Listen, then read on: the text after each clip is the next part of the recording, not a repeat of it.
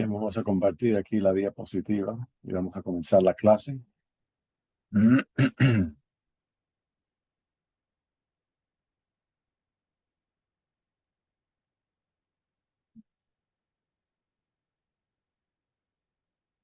Hermano Salomón, ¿ahí se ve bien la diapositiva? Ok, excelente, hermano. Qué bueno estar con ustedes en esta noche.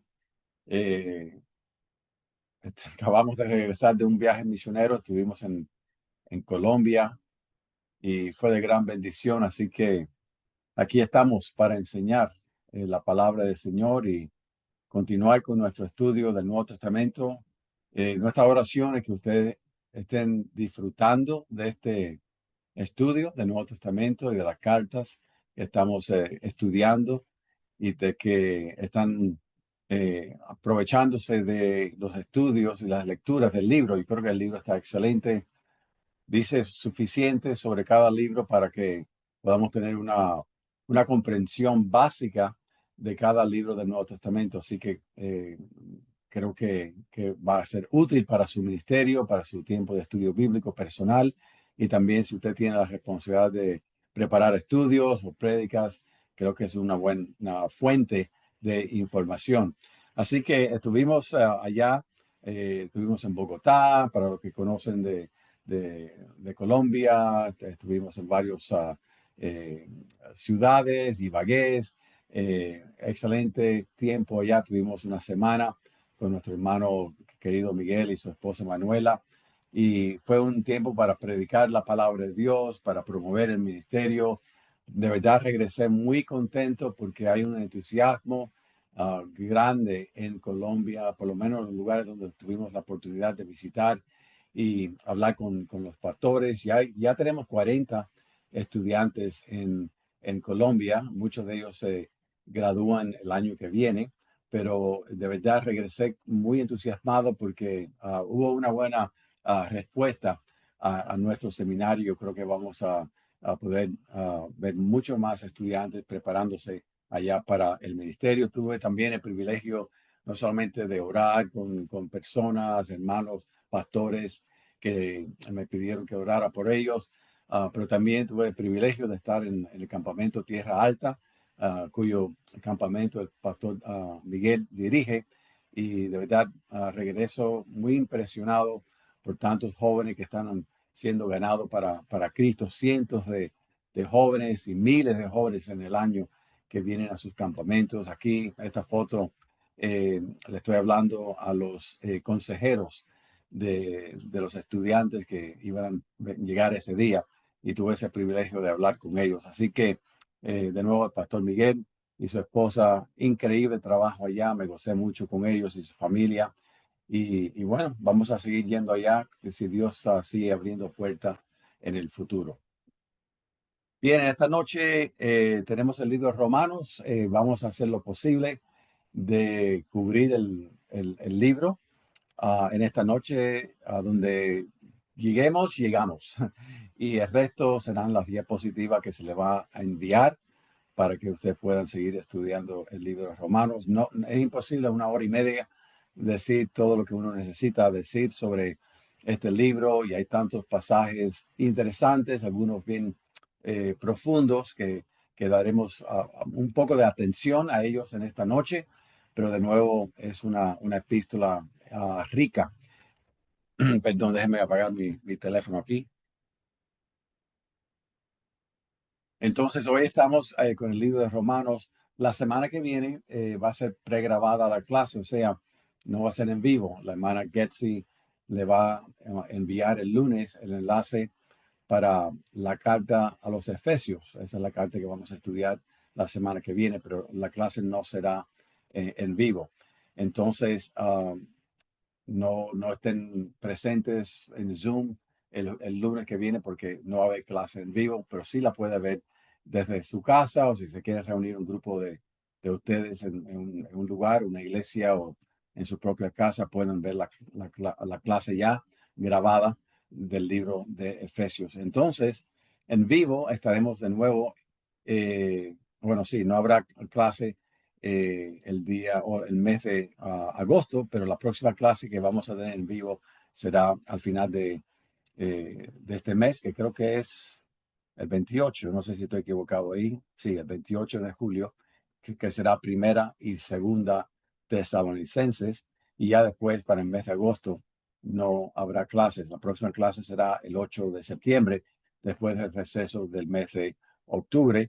Y recuerden que la próxima clase que vamos a estar estudiando comienza en enero y será el volumen 4 sobre la predicación de mensajes bíblicos y ministerio pastoral. O sea, hermanos, tenemos 5 o 6 meses para promover el ministerio. Yo le pido que en oración vayan, hablan con otros pastores, hermanos pastores, comparten con ellos un poco más sobre nuestro ministerio, hablen con hermanos laicos de la iglesia, líderes en las iglesias que también pudieran participar, porque ahora es el momento, se lo estoy diciendo a los 700 estudiantes hispanos que tenemos, que ahora es el momento. Tenemos el resto del verano, tenemos todo el otoño, o lo que le llamamos aquí el otoño, septiembre, octubre y noviembre. Ya entramos en diciembre, la Navidad, pero hay mucho tiempo para poder compartir ahora con pastores y líderes en las iglesias para que también ellos puedan participar de nuestro seminario con el próximo libro 4. Vamos a hablar un poco rápidamente sobre nuestro seminario, algunos puntos que quiero enfatizar. Tenemos muchos estudiantes que este es su primer curso y quiero solamente enfatizar algunos de nuestros principios, valores que tenemos en el ministerio. Pero antes vamos a tener un momento de oración. Señor, qué linda semana, la semana pasada allá en Colombia. Gracias, Señor, por tantas nuevas caras, hermanos que conocimos, pastores, líderes en las iglesias, tanto gozo, entusiasmo, Señor, por el seminario. Y padres, te pedimos, Señor, que esa visita a Colombia dé fruto para que muchos pastores sigan preparándose y sirviéndote, Señor. Gracias, mi Dios, por el campamento Tierra Alta, allá en Fusagasugá. Y te pido muchas bendiciones para Pastor Miguel y su esposa Manuela y por sus hijos, Señor, y que continúen aún en esta noche, Señor, ya predicando tu palabra a 500 muchachos, muchos de ellos que no conocen a Cristo como Salvador, y te pido que tu espíritu se mueva y que haya muchas profesiones de fe. Bendice a cada país representado aquí en esta noche, cada pastor, cada anciano, cada líder. Bendice ricamente a ellos, sus iglesias, su familia, y continúa la obra, Señor. Aquellos que han pasado enfermedades o se están recuperando, te pido, Señor, que tu mano esté sobre ellos. Aquellos que quizás están un poco desanimados, que tú les alientes. Aquellos que están atrasados, que tú les bendiga, que puedan disciplinarse y poder, Señor, continuar en el seminario. Así que gracias, Padre mío. Pido tu ayuda. Para mí, este es un tremendo libro, el libro de a los romanos. No le daremos o haremos justicia en el estudio en esta noche porque hay tanto más, pero por lo menos damos una introducción, tienen el libro para estudiar y seguir, Padre, como estudiantes de tu palabra, profundizando en este gran libro, gran epístola que tú has dejado a tu iglesia. Así que gracias, Padre, te necesitamos mucho en esta noche, danos la fuerza, en tu nombre oramos. Amén. Entonces, algunos principios de nuestro seminario en inglés se llama Leadership Outreach. La palabra leadership es la palabra liderazgo. Outreach es la palabra para alcance. Entonces, traducido sería alcance de líderes, el nombre de nuestro seminario. Leadership Outreach, así se llama. Y tenemos muchos principios y valores, pero quiero solamente tocar algunos en esta noche. Una de las cosas que enfatizamos desde el principio es que el Señor nos ha llamado al discipulado. Somos dado la encomienda de hacer discípulos. Lo hacemos para la gloria de Dios y porque también queremos ser usados por Dios para ser discípulos de otros. ¿Verdad? Somos discípulos, seguidores de Cristo, que hacemos discípulos. Entonces, todos los materiales, todo lo que usted recibe, la idea es que no vaya a guardar los libros en algún lugar, ¿verdad? Donde nunca lo va a ver, sino la idea es que usted tome lo que está aprendiendo y lo comparta con otras personas. Muchos pastores usan los materiales como base para sus propios estudios. Libro 6, el libro 1, el libro 5. Muchos hermanos están usando el libro 6 para discipular a otros. Así que Si no han tomado el 6, no se preocupen, ya llegaremos al 6, pero aquellos que ya hicieron el 6, una de las tareas o prácticas que dimos es que usted tome ese libro y lo pueda compartir con otras personas. ¿Por qué? Porque un énfasis nuestro es el discipulado. También es la idea de que soy un multiplicador.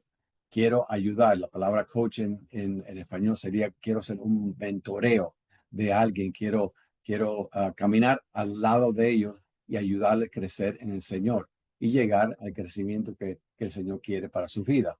Entonces, soy un multiplicador. No es solamente que yo estoy siendo bendecido, estoy creciendo, pero ¿cómo puedo de nuevo transmitir lo que yo estoy aprendiendo? No solamente información, sino mi vida, ¿verdad? Cuando paso tiempo con otras personas y mi vida de alguna manera está teniendo un impacto, cuando me siento con alguien, escucho su historia, escucho su proceder, su situación, ayudarles, estar ahí, aconsejarles de acuerdo a lo que la palabra de Dios enseña y lo que yo he aprendido. Entonces, este factor de multiplicador, soy un discípulo que se multiplica, soy un líder que se multiplica. Y entonces tenemos que enfatizar esto en nuestras iglesias, pastores, invirtiendo en la próxima generación, aconsejando, caminando con ellos, ¿verdad? Damas, aconsejando a las damas de la iglesia, a las hermanas en Cristo, ¿verdad? Pero cada uno de nosotros en oración buscando qué vida puedo impactar, cómo puedo yo, no soy yo, ser seguidores de mí, dice Pablo, porque yo imito a Cristo. Entonces, la idea es de apuntar hacia Jesús y ayudar a que otros ah, crezcan en su caminar, dedicación y servicio a Cristo. Otro punto también es esta que tenemos unidad en aquellas doctrinas que nos une como cristianos. Sabemos que en nuestro seminario tenemos hermanos de diferentes denominaciones, todos venimos de diferentes tradiciones y lo demás, pero aquello que nos une, ¿verdad? Ahí está la fuente de poder para nosotros. No entramos en polémica, hablamos de diferentes diferencias en interpretación, algunas doctrinas, algunos pasajes bíblicos, pero no entramos en polémica, no respetamos altamente, porque usted es mi hermano y mi hermana, y es un valor muy importante para nosotros. Entonces caminamos en la unidad que todos tenemos en Cristo. Y quiero rápidamente, hay doctrinas fundamentales, o sea, estas son doctrinas que no cambiamos, no sacrificamos, y ahí encontramos la unidad de la fe, como dice Efesios 4. Y están doctrinas secundarias que se pueden debatir, podemos hablar con mucho amor, compartir nuestra perspectiva y usted da la suya. Podemos mirar los textos bíblicos y tratar de analizar un poco e interpretar y estar seguro que estamos interpretando correctamente, porque a veces quizás existe una interpretación que yo he sostenido por mucho tiempo y a pasar el tiempo y los años he vuelto a estudiar esas doctrinas y ahora cambio mi posición, no en las doctrinas fundamentales, pero sí lo que le llamamos nosotros doctrinas secundarias. Por ejemplo, algunas doctrinas fundamentales sería la existencia de Dios, Dios como creador y como padre. Creemos en la Santa Trinidad. Jesús es nuestro Salvador, no hay otro Salvador. Él es el camino, la verdad y la vida. Nadie va al Padre sino por medio de Jesucristo. La salvación por gracia, por medio de la fe. Usted nunca va a encontrar a un docente, un instructor en nuestro seminario que va a decir que la salvación viene por otro ser, otra persona, sino por la vida de Jesús. La iglesia como instrumento de evangelismo y transformación, no hay un plan B. Dios tiene un plan y se llama la iglesia. La iglesia como instrumento de salir, evangelizar, hacer discípulos y por ende de ver y experimentar transformación en nuestras iglesias y en nuestras comunidades. La unidad de fe. Ahí Pablo, y esto lo vamos a estudiar la semana que viene en Efesios capítulo 4, cuando estudiemos el libro a los Efesios. Y la segunda venida de Cristo. Creemos que Cristo regresa.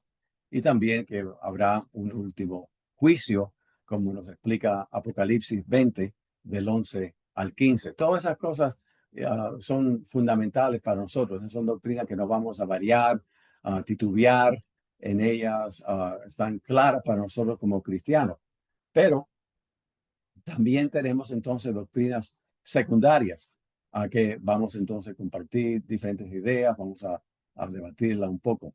¿Cuáles son algunas de ellas? Bueno, el rapto de la iglesia. Hay diferentes posiciones sobre cuándo el rapto de la iglesia va a tomar lugar en el futuro.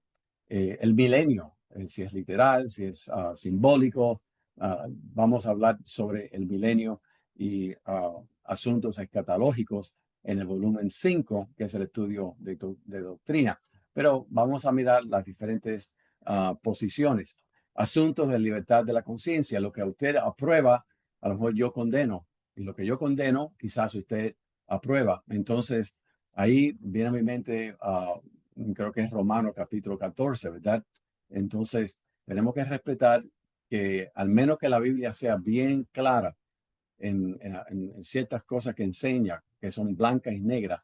Entonces, las otras áreas, que le llamamos áreas gris, tenemos que dejarlo a la conciencia del creyente. A veces hay algunas prácticas culturales, no están en contra de la Biblia, pero hay ciertas prácticas culturales que a lo mejor no es la suya en su país, pero hay libertad de mente y de decisión y de conciencia que en esas áreas podemos debatir un poquitico. Estilos de adoración, la manera que yo adoro y como yo siento que estoy conectando con Dios, quizás no es su manera. Y entonces debemos respetarnos los unos a los otros. Que una persona no adore como usted cree que se debe adorar o tener cierta experiencia que usted tiene que otros no tengan, ¿verdad? Esas son áreas secundarias. Debemos de respetarnos los unos a los otros. Diferentes posiciones sobre los dones del Espíritu.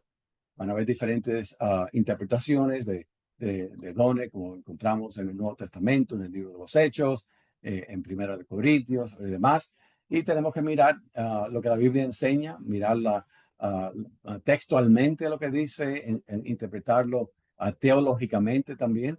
Y entonces vamos a estar quizás en desacuerdo en alguna manera de interpretar estos dones, pero no es un asunto fundamental de salvación, ¿verdad? Todo lo otro tiene que ver con la salvación y la venida de Cristo, ¿verdad? Aquí en el otro columna estamos hablando de cosas que vamos a hablar, pero no necesariamente vamos a estar en acuerdo a todo, ¿verdad? La mujer y su servicio en la iglesia, esto también es grandemente debatido, ¿verdad? ¿Qué puede hacer una mujer en la iglesia? ¿Cómo puede servir? ¿Puede ser pastora o no ser pastora? ¿Qué significa eso? ¿Verdad? Y esos son algunos temas que cuando vayamos también al libro 5 vamos a explorar y mirar las diferentes opciones de interpretación sobre eso, mirar los textos bíblicos, argumentos para cada una de esas posiciones.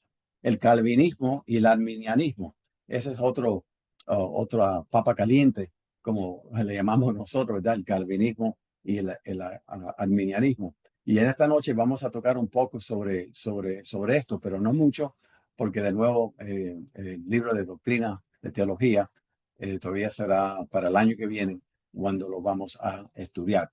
La salvación es eterna o se puede perder, ¿verdad? Hay diferentes posiciones sobre eso, pero de todas maneras, esos son algunos principios que nosotros sostenemos en nuestro seminario.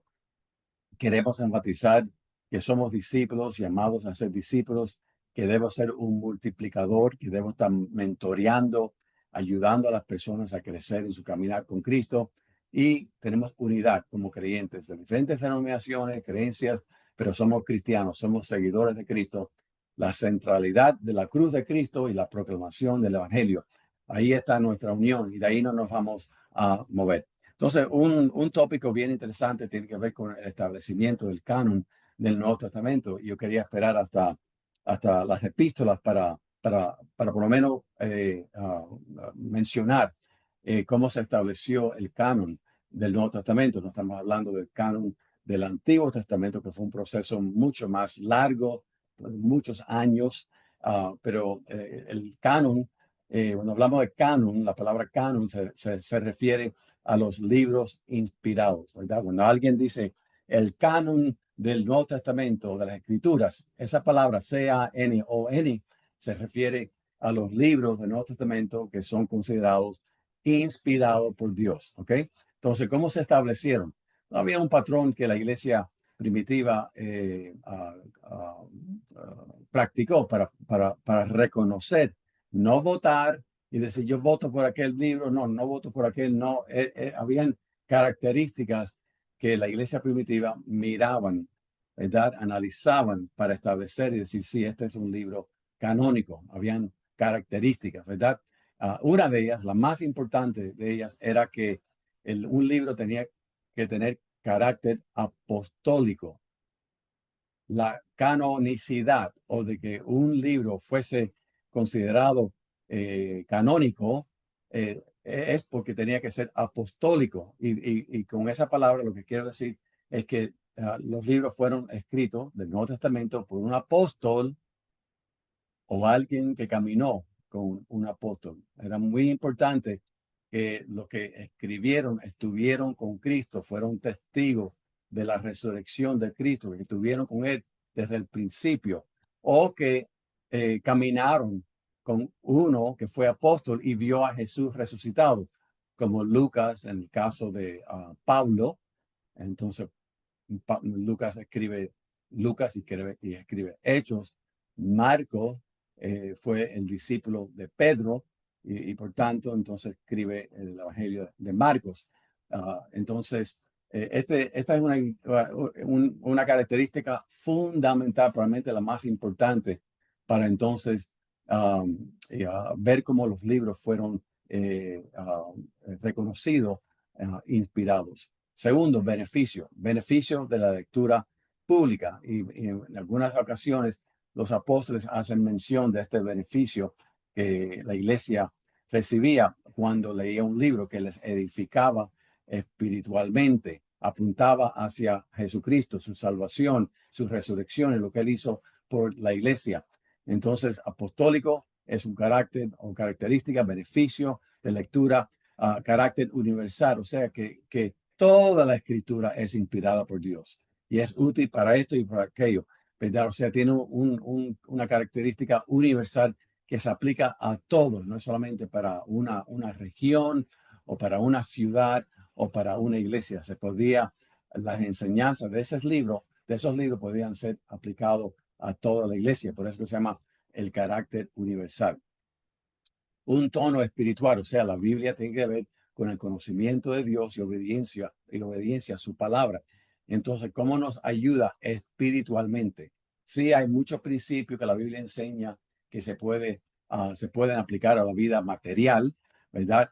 Um, Pablo habla del beneficio que tiene el ejercicio corporal, ¿verdad? Tiene algún beneficio, pero la piedad tiene promesas para esta vida y la otra. Entonces, el énfasis está en nuestro crecimiento espiritual, nuestra relación con el Señor.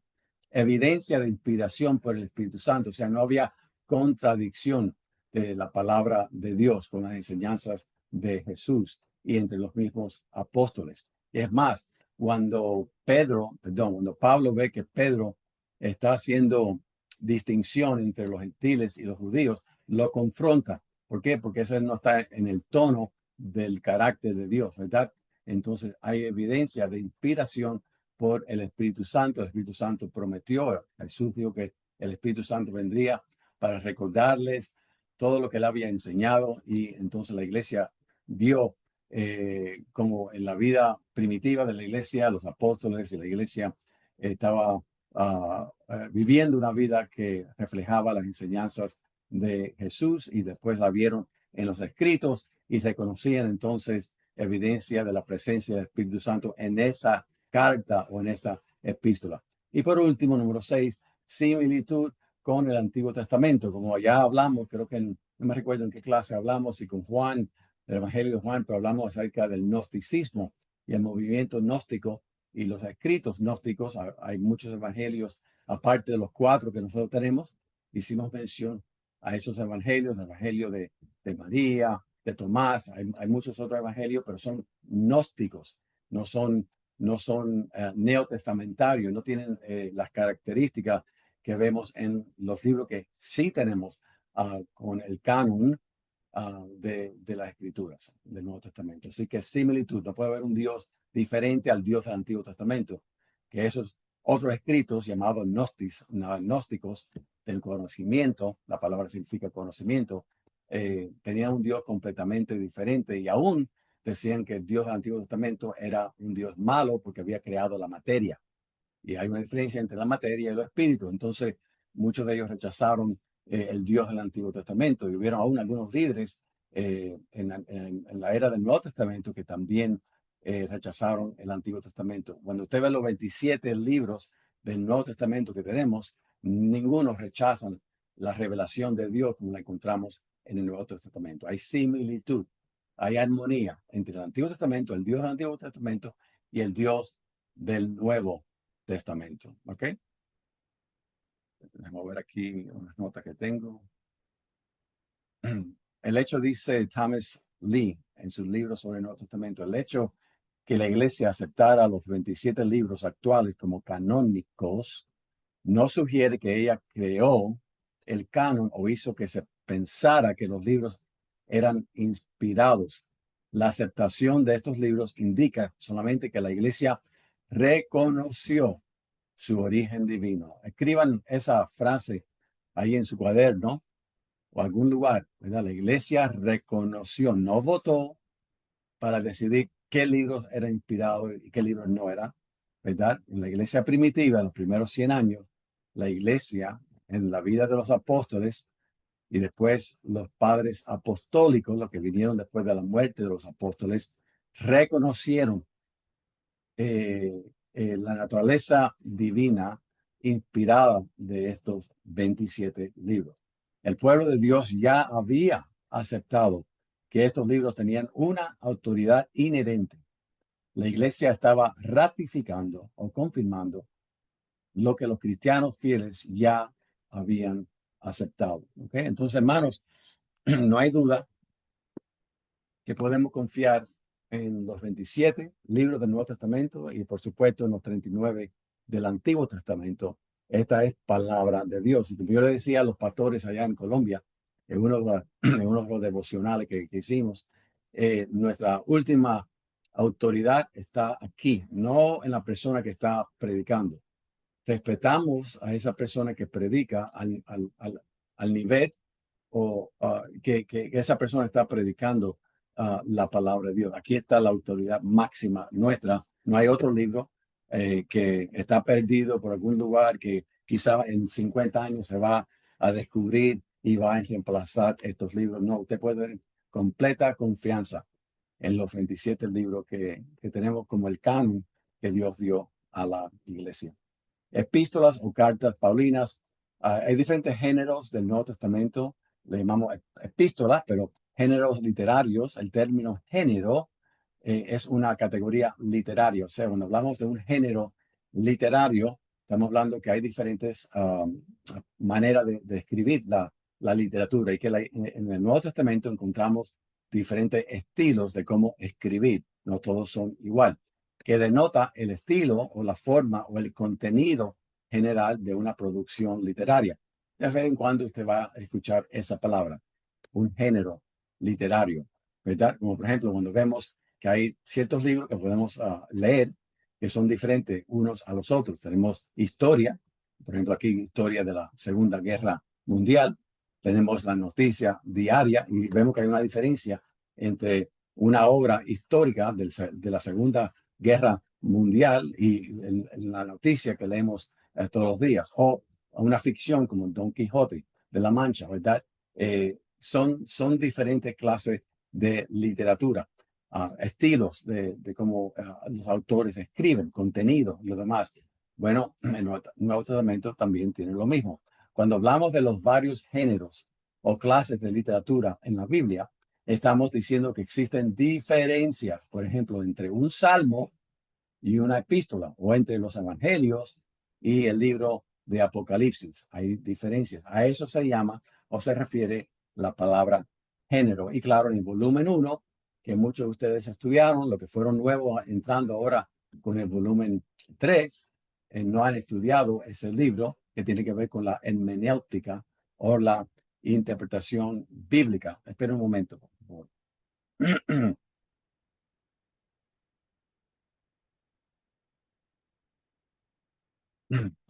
Muy bien.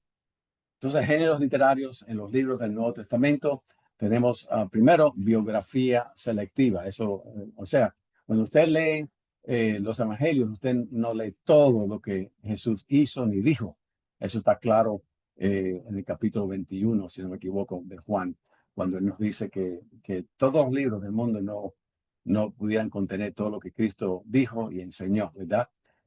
Eso es una exageración, pero la idea es que es selectivo. Los autores escribieron de manera selectiva acerca de lo que hizo Jesús y enseñó Jesús. Eso es biografía selectiva. Historia teológica lo encontramos mayormente en el libro de Hechos, y eso creo que, no sé si fue el pastor Marlin, pero eso se explicó también. Historia teológica, o sea, la historia es de la perspectiva no solamente de hechos y de datos, pero tiene un propósito teológico. El autor Lucas, también lo hace en el libro de Lucas, Lucas y Hechos, está tratando de transmitir algo teológico sobre lo que está reportando, ¿verdad?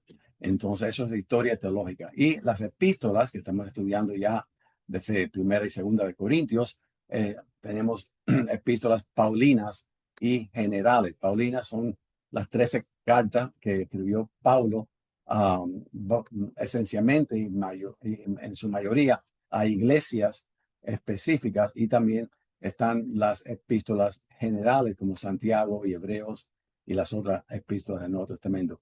Y por último, el género apocalíptico, como lo encontramos en el Apocalipsis, formas proféticas, cartas y apocalípticas. Esas tres géneros aparecen en el libro de Apocalipsis, que vamos a estudiar. Creo que vamos a pasar 2 noches estudiando el libro de Apocalipsis al final de este curso.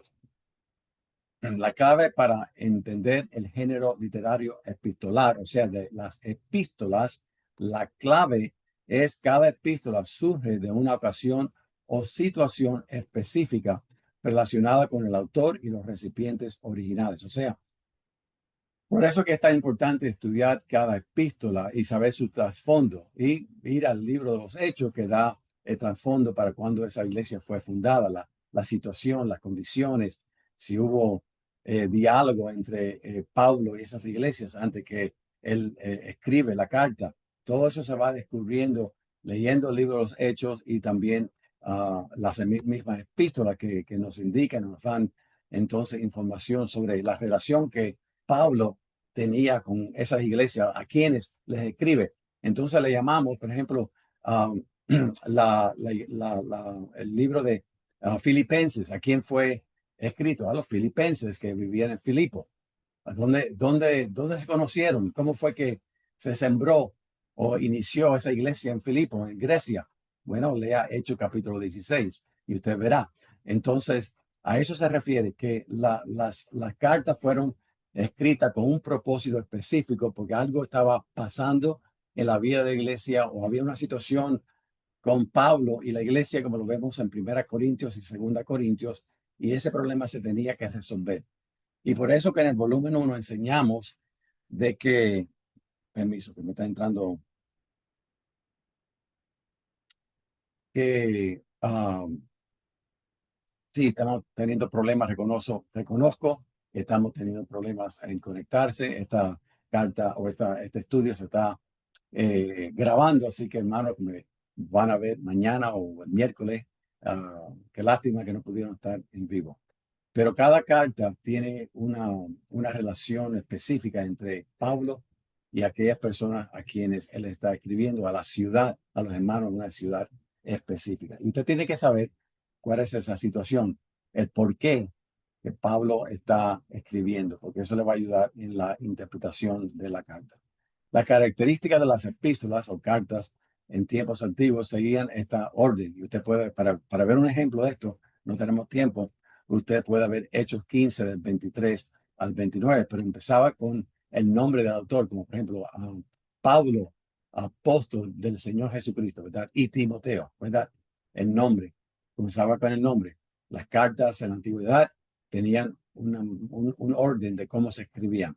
Tenían los recipientes, Pablo y Timoteo a la iglesia de Filipo, por ejemplo, ¿verdad? Entonces, nombre del autor, los recipientes, una salutación, gracia y paz sean vosotros en Cristo Jesús, ¿verdad? Eso es una salutación. Algunas veces no hay salutación porque Pablo está enojado. Pablo está enojado porque algo terrible está pasando en la iglesia. Cuando usted nota y lee Gálatas, compara Gálatas con 1 Corintios 1 y Filipenses 1, y usted verá que la salutación es muy diferente. Hay un tono diferente porque él está molesto con la confusión teológica que tan rápidamente están siguiendo los de Galicia o Galacia, no sé cómo se dice.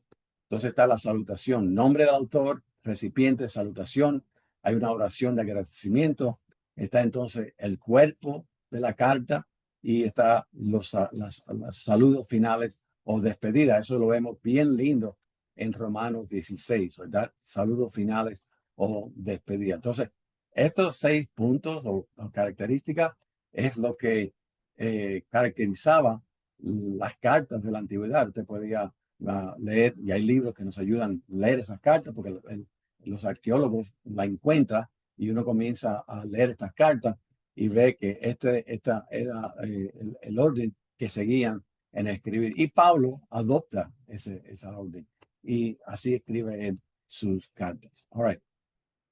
Las epístolas de Pablo, Gálatas primero, después se escribió Primera y Segunda Tesalonicenses, después se escribió Primera y Segunda Corintios, y después vino Romanos. Y así sucesivamente hasta que él escribe entonces su última carta, que es Segunda de Timoteo. Nosotros en la manera que estamos dando estos estudios, estamos brincando a veces no de manera secuencial o cronológica, depende en cuando el instructor podía eh, eh, enseñar una carta, ¿verdad? Entonces, a veces por eso que usted ve que enseñamos una carta los lunes que no está, digamos, en orden, usted diga, ¿por qué no se dio esta que está en la Biblia? ¿Verdad? ¿Dónde está Romanos? Bueno, Romanos está aquí. Vamos a ver si llegamos a Romanos. Características de las cartas de Pablo, eh, Romanos, Gálatas, Primera y Segunda Corintios, enfatiza la salvación o lo que se llama soteriología. Del futuro, la escatología, el énfasis lo vemos en 2 cartas de Pablo, Primera y Segunda Tesalonicenses. Cristológicas, porque hay un énfasis en la obra de Cristo, lo que él hizo por nosotros, serían el libro de Efesios, el libro de Filipenses y el libro de Colosenses.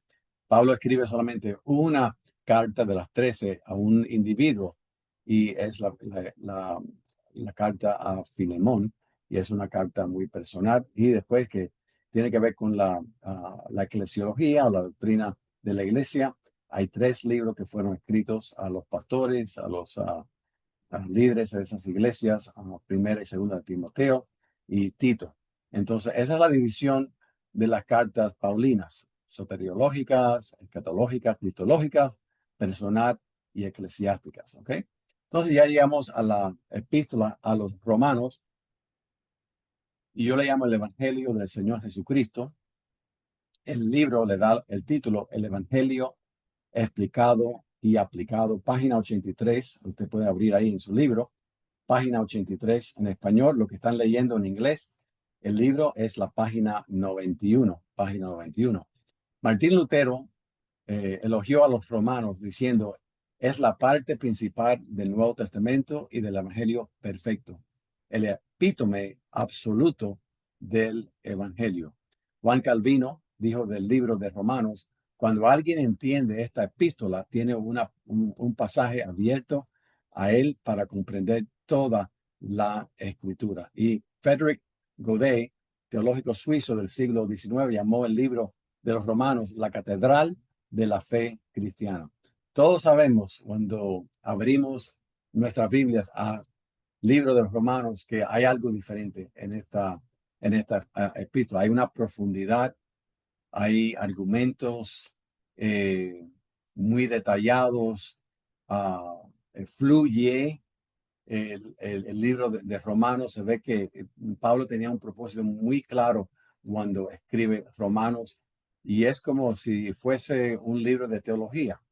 ¿verdad? No, no tan detallado, porque un libro de teología de esos bien grande que a veces dan en los seminarios de 1000 páginas, cubre mucho más detalle sobre una doctrina, pero esencialmente en el libro a los Romanos, Pablo está cubriendo las doctrinas fundamentales de la Biblia. Conocer bien a Romanos es conocer bien la Biblia, ¿verdad? Entonces, si usted nunca pastor ha enseñado el libro a los romanos en su iglesia, tome 6 meses a un año y estudie bien Romanos antes de enseñarlo.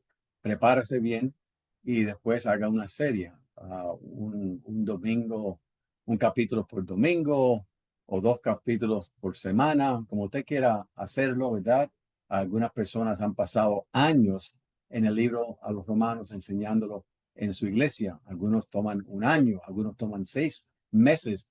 Pero qué bendición para su iglesia, pastor, si usted poco a poco se va preparando a enseñar esta epístola a los romanos. Y yo creo que tengo un comentario del pastor Constable, del doctor Constable, es un comentario, creo que lo tengo, está en español, y voy a buscarlo y si lo tengo, le voy a mandar el enlace porque está en el internet, está en inglés, pero los comentarios de este doctor Constable se están traduciendo al español, pero sería excelente para su preparación de esta epístola. Pero tomen meses, 6 meses, un año, no importa. Prepárese bien para entender, conocer y después predicar la epístola a los romanos. Entonces, hay algunas preguntas que se contestan en este libro. Por ejemplo, ¿puede un individuo ser salvo por sus obras? Todos sabemos la respuesta a esa pregunta, pero esta es una de las respuestas que Pablo va a contestar. ¿Es la fe suficiente para ser salvo? ¿Cuál es la función de la ley? ¿Puede realmente una persona ser considerada justa? ¿Podemos tener victoria sobre el pecado? ¿Puedo tener seguridad de mi salvación? ¿Por qué se me hace difícil obedecer a Dios aun cuando es mi deseo hacerlo? ¿Fue Dios injusto en no guardar sus promesas a Israel? ¿Cómo se refleja la adoración en maneras tangibles? ¿Cuál debe ser nuestra perspectiva misionera? ¿Y cómo debemos tratar a los hermanos más débiles en la fe? ¿Qué significa ser más que vencedores en la vida? Estas son excelentes preguntas y todas se responden en el libro a los romanos.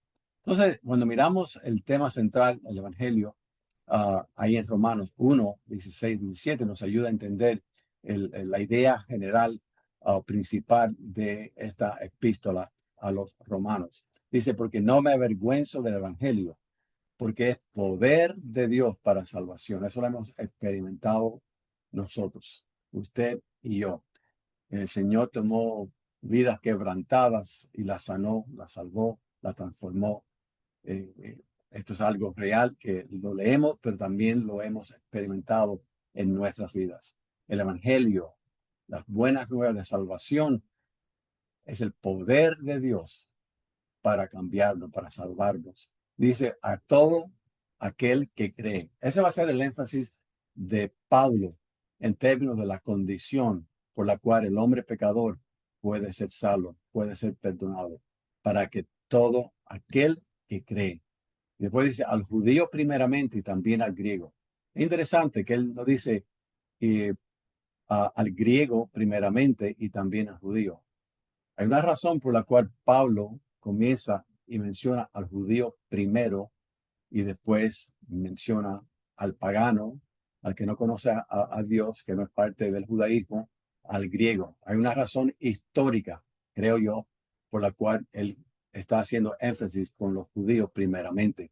Al judío primeramente y también al griego, porque en el Evangelio la justicia de Dios, o sea, la declaración de que somos justos o justificados delante de Dios se revela por fe, o sea, por medio de la fe y para fe, para una vida vivida en la fe, en la fidelidad a Dios, como está escrito, más el justo por la fe vivirá.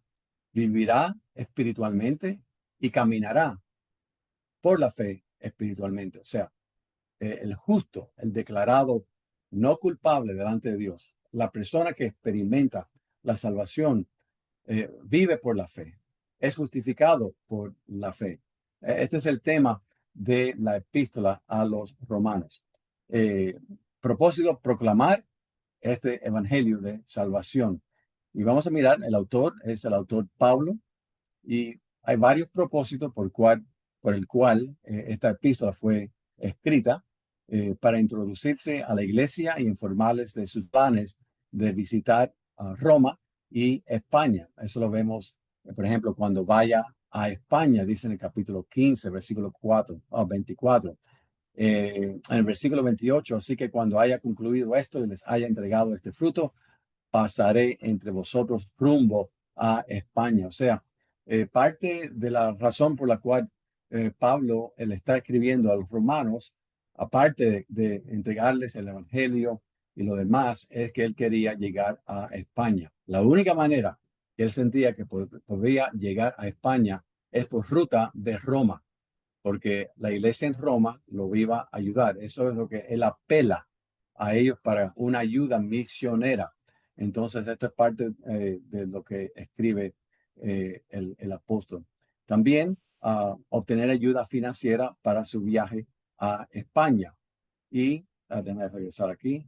ah, y tres, reconciliación entre los cristianos, gentiles y judíos. No estoy seguro por qué estoy citando Romanos 16:1, pero dice, os recomiendo además nuestra hermana Febe, la cual es diaconisa de la iglesia en Secrea. Bueno, se piensa que quizás Febe patrocinaba, ayudaba financieramente a Pablo. Entonces él la menciona aquí, nuestra hermana Febe, y también dice que era una diaconisa. La palabra en el griego es sierva o siervo. Se usa la manera gramatical de la palabra para ambos, hombres o mujeres. Diácono, pero también se puede traducir como diaconisa. Y algunos textos o traducciones dicen sierva, sierva de la iglesia, pero no está mal traducir la palabra como diaconisa, que en un sentido más específico de la palabra. Que la recibiréis en el Señor como es digno de los santos y que la ayudéis en cualquier cosa en que necesite de vosotros, porque ella ha ayudado a muchos y a mí mismo. Entonces, muchos creen que Febe ayudó financieramente al hermano Pablo. Entonces, también estaba la reconciliación entre los cristianos, gentiles y judíos como propósito. Vamos a entrar aquí un momento. Sí, pregunta, ¿qué creemos los cristianos? O sea, el tema, el evangelio. La pregunta es, ¿qué creemos los cristianos? ¿Cómo puede la humanidad ser perdonada por su rebelión? Son preguntas que se van a contestar en el libro de Romanos. ¿Cómo impacta el evangelio en nuestras vidas?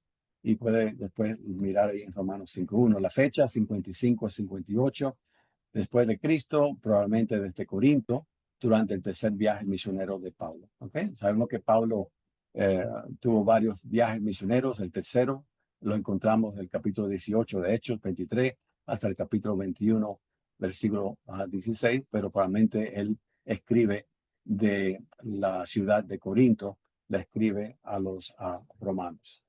El libro, dice el autor en la página 85, la epístola a los romanos fue escrita por el apóstol Pablo, probablemente desde Corinto, durante su tercer viaje misionero. La intención de Pablo era viajar a España para predicar el evangelio de Jesucristo y de camino pasar por Roma. Sin embargo, Pablo fue a Roma en circunstancias diferentes e imprevistas, es decir, como prisionero que había apelado a ser juzgado por César Nerón. Pueden leer ahí en Hechos 21 al 28, donde cubre su primer encarcelamiento. Sabemos que Pablo salió de la cárcel, hizo otros viajes misioneros y después escribió segunda de Timoteo y fue encarcelado otra vez cuando fue delante de Nerón, y ahí sí que fue decapitado por el emperador. Romanos entonces fue escrita en anticipación a su estancia en Roma y presenta una explicación ordenada, completa, sistemática, me gusta esa palabra, y doctrinal del Evangelio y de la manera de apropiarse y aplicar la verdad enseñada en uno mismo mediante la fe. Eso lo encontramos en la página 85, ahí en su libro. También tienen la división del autor, capítulo 1 del 1 al 17, capítulo 1, 18 al 5, 21, capítulo 6 al 8. Y entonces tiene la idea principal de cada una de esas secciones: el prólogo, el pecado, salvación, la santificación, la soberanía de Dios, servicio y la ambición que tenía de predicar la palabra de Dios. Está muy buena esa sección y ese bosquejo. Yo voy a cambiarlo un poquitico, le voy a dar una perspectiva un poco diferente y la división es un poco diferente. Y quiero introducir cada una de estas secciones con una pregunta que va a contestar. ¿Okay? Entonces, la introducción y el tema, capítulo 1, del 1 al 17. El poder del evangelio para justicia es el punto número 1. El pecado de toda la humanidad, desde el capítulo 1, 18 hasta 3:20. Y Pablo responde a la pregunta aquí: ¿por qué es que el mundo entero es culpable ante Dios? Esa es la respuesta, esa es la pregunta que en esta sección Pablo va a contestar. ¿Okay? Segundo, el poder del evangelio para justicia, la provisión de la justificación para toda la humanidad. Capítulo 3, versículo 21 al capítulo 4, versículo 25. Y la pregunta que Pablo contesta aquí en esta sección es: ¿cómo puede el hombre pecador ser hecho justo ante un Dios santo? Esta probablemente es una sección preferida mía de Romanos. 3, el poder del evangelio para justicia, el gozo y la vida justa del creyente por medio del Espíritu Santo. O sea, ahí va a hablar de cómo nuestra justificación um, en Cristo delante de Dios también nos lleva a la santificación. Son diferentes. La justificación es una cosa y la santificación es algo diferente, pero cuando Dios ha tocado nuestras vidas, comienza a transformar su vida y la mía, y vemos que entonces esa vida comienza a ser tangible en la manera que vivimos cada día. Eso es 5:1 hasta el 8:39. Y la pregunta aquí es: ¿cómo puede alguien que es justificado vivir una vida santa? 4, el poder del evangelio para justicia, la fidelidad de Dios y la salvación futura de Israel. Entonces, ¿qué pasa con Israel que no fue salva? Bueno, ¿qué pasará con Israel en el futuro? En esta sección 9, 10 y 11, que quizás esta sección es la sección más difícil de toda la Biblia, específicamente el Nuevo Testamento, en términos de una sección, ¿verdad? No es fácil interpretar esos capítulos que están ahí. La pregunta es: ¿indica la incredulidad de los judíos que Dios falló en guardar sus promesas y ha rechazado a Israel? Esa es la pregunta que Pablo va a contestar. El poder, número 5, el poder del evangelio para justicia, la respuesta de los creyentes a la misericordia de Dios. O sea, cuando llega casi al final de esta epístola, Pablo dice: ¿cómo? Si es verdad que Dios nos salva por medio de Jesucristo, gracias que el Espíritu Santo vive en nosotros y nos ayuda a vivir una vida diferente, santa, delante del Señor, ¿cómo debemos entonces, de manera práctica, en nuestras relaciones los unos a los otros, en nuestro servicio, en la iglesia, en cómo adoramos al Señor, en cómo tratamos al hermano que cree diferente a mí, ¿verdad? ¿Cómo debo entonces proceder, ¿verdad? Basado en las misericordias de Dios. Bueno, eso es el capítulo 12, versículo 1, hasta el capítulo 15, versículo 13. Pablo responde a la pregunta: ¿cómo han de vivir los creyentes justificados por gracia por medio de la fe? Y pastores, ya ustedes ven, los que están dando clases bíblicas, cómo dividiendo la carta a los romanos le puede ayudar para preparar mensajes bíblicos, ¿verdad? Y entonces bosquejear a un libro es importante. Usted puede intentar usted mismo. Quizás usted llega a un bosquejo diferente al mío. Pero aquí la pregunta de nuevo es: ¿cómo debemos vivir como creyentes cuando hemos sido justificados por la gracia? Y ya al final, que no tengo aquí nada específico en esta sección, del capítulo 15, versículo 14 al capítulo 16, versículo 27, las aspiraciones de Pablo y salutaciones finales en el capítulo 15 y 16. Muy bien. Ahí tenemos una imagen del Coliseo. Yo tuve el privilegio de estar en Roma en mayo y visitar, caminar por dentro, por afuera del Coliseo. Muy impresionante este edificio que fue construido, dedicado en el año 81 después de Jesús. Mirando a, aquí alguien está hablando para poder ponerlo en silencio. Bien, el capítulo 1:17, la justicia de Dios revelada en el Evangelio. Ese es el título que yo le estoy dando a la carta, la justicia de Dios revelada en el Evangelio. Tenemos el prólogo y no voy a tomar tiempo, se nos va ya a la hora y media, pero Pablo, siervo de Jesucristo, llamado a ser apóstol. Muy importante, ¿verdad?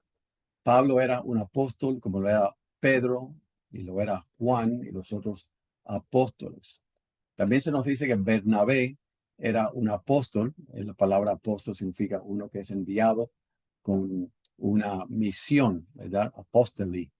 Entonces, Pablo era siervo de Jesucristo y después dice llamado por el Señor a ser apóstol. Y por esa razón tenía autoridad en la iglesia y también recibió revelación de Dios.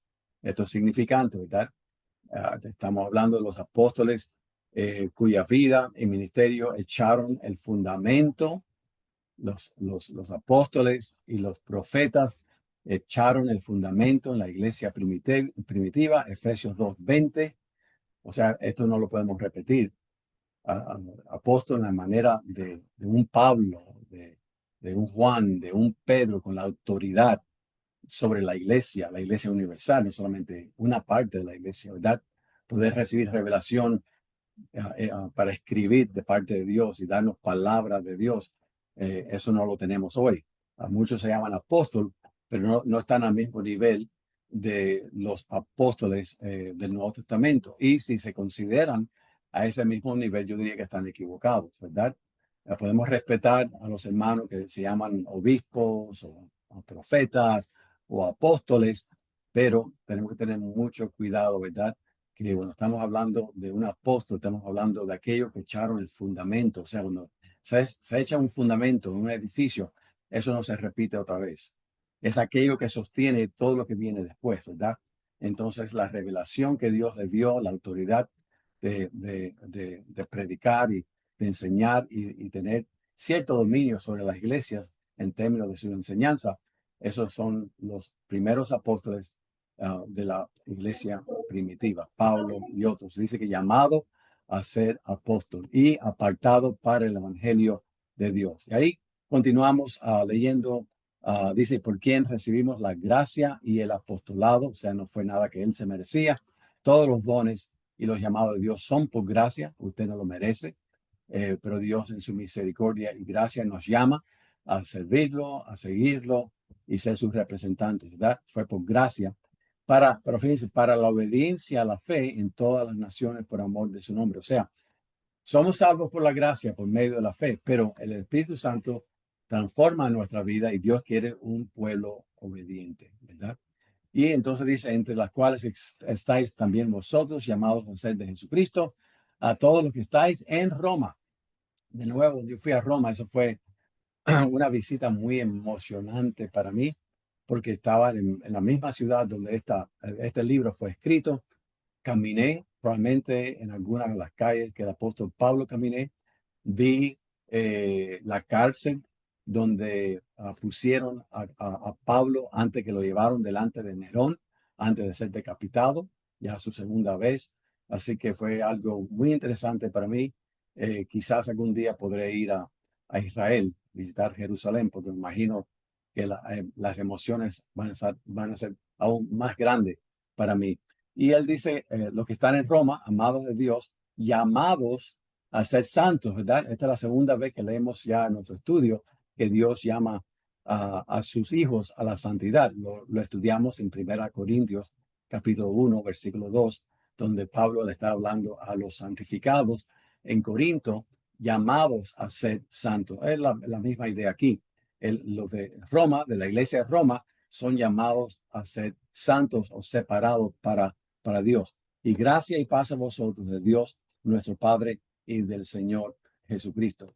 Entonces, continúa diciendo acerca de la fe que se divulga por todo el mundo.